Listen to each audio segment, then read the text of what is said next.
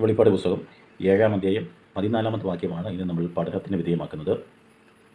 ആ വാക്യം വായിക്കുന്നു: യജമാനൻ അറിയുമല്ലോ എന്ന് ഞാൻ പറഞ്ഞതിന് അവൻ എന്നോട് പറഞ്ഞത്, ഇവർ മഹാകഷ്ടത്തിൽ നിന്ന് വന്നവർ, കുഞ്ഞാടിൻ്റെ രക്തത്തിൽ തങ്ങളുടെ അങ്കി അലക്കി വെളുപ്പിച്ചിരിക്കുന്നു.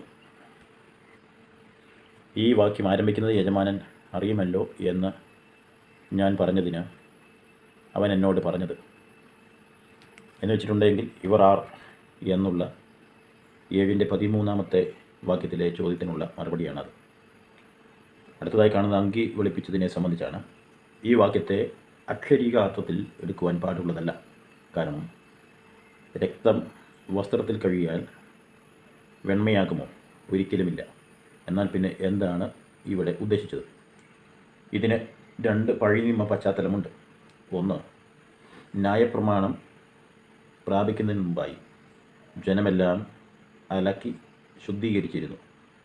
പുറപ്പാട് പുസ്തകം 19-ാം അധ്യായം 10 തൊട്ട് 14 വരെയുള്ള വാക്യങ്ങൾ. യഹോവ പിന്നെയും മോശയോട് കൽപ്പിച്ചത്, നീ ജനത്തിൻ്റെ അടുക്കൽ ചെന്ന് ഇന്നും നാളെയും അവരെ ശുദ്ധീകരിക്കുക. അവർ വസ്ത്രമലക്കി 3-ാം ദിവസത്തേക്ക് ഒരുങ്ങിയിരിക്കട്ടെ.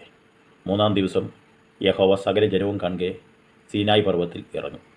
ജനം പർവ്വതത്തിൽ കയറാതെയും അതിൻ്റെ അടിവാരം തൊടാതെയും ഇരിപ്പാൻ സൂക്ഷിക്കണം എന്ന് പറഞ്ഞു. നീ അവർക്കായി ചുറ്റും അതിർത്തിരിക്കണം. പർവ്വതം തൊടുന്നവനെല്ലാം മരണശിക്ഷ അനുഭവിക്കണം. കൈ തൊടാതെ അവനെ കല്ലെറിഞ്ഞോ എയ്തോ കൊന്നുകളയണം. മൃഗമായാലും മനുഷ്യനായാലും ജീവനോടിരിക്കരുത്. കാഹളം ധ്വനിക്കുമ്പോൾ അവർ പർവ്വതത്തിന് അടുത്ത് വരട്ടെ. മോശ പർവ്വതത്തിൽ നിന്ന് ജനത്തിൻ്റെ അടുക്കൽ ഇറങ്ങിച്ചെന്ന് ജനത്തെ ശുദ്ധീകരിച്ച് അവർ വസ്ത്രം അലക്കുകയും ചെയ്തു. 2, യാക്കോബ് തൻ്റെ പുത്രന്മാരെ അനുഗ്രഹിക്കുമ്പോൾ യഹൂദിയെക്കുറിച്ച് ഇപ്രകാരം പറഞ്ഞിരിക്കുന്നു: അവൻ വീഞ്ഞിൽ തൻ്റെ ഉടുപ്പും ദ്രാക്ഷാരാസത്തിൽ തൻ്റെ വസ്ത്രവും അലക്കുന്നു. ഉൽപ്പത്തി പുസ്തകം 49:11. അവൻ മുന്തിരിവള്ളിയോടും ചെറു കഴുതയെയും വിശിഷ്ട മുന്തിരിവള്ളിയോട് കഴുതക്കുട്ടിയെയും കെട്ടുന്നു.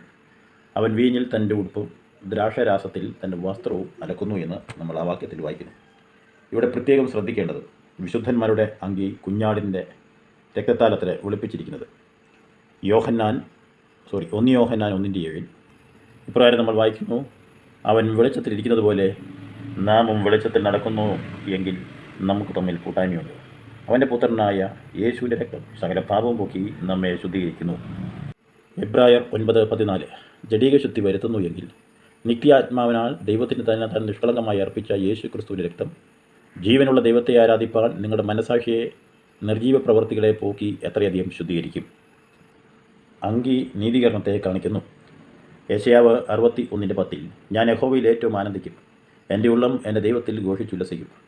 മണവാളൻ തലപ്പാവ് അണിയുന്നത് പോലെയും മണവാട്ടി ആഭരണങ്ങളാൽ തന്നെ അലങ്കരിക്കുന്നത് പോലെയും അവൻ എന്നെ രക്ഷാവസ്ത്രം ധരിപ്പിച്ചു, നീതി എന്ന അങ്കി ഉടുവിച്ചിരിക്കുന്നു. നീതി എന്ന അങ്കി ഉടുവിച്ചിരിക്കുന്നു എന്ന് ഈ ഭാഗത്ത് കാണുന്നു. അതായത് അങ്കി നീതീകരണത്തെ കാണിക്കുന്നു. നാം യേശുവിൻ്റെ രക്തത്താൽ നീതീകരണം പ്രാപിച്ചതുപോലെ അവർ കർത്താവിൽ ആശ്രയിച്ച് നീതീകരിക്കപ്പെട്ടവരാണ് എന്ന് ഈ വാക്യങ്ങളിൽ നിന്ന് നമുക്ക് മനസ്സിലാക്കുവാനായിട്ട് സാധിക്കുന്നു. നാളെ വെളിപ്പാട് പുസ്തകം 7-ന്റെ 15 തൊട്ടുള്ള വാക്യങ്ങൾ പഠനത്തിന് വിധേയമാക്കാം. ദൈവം നമ്മെ സഹായിക്കട്ടെ. Thank you so much.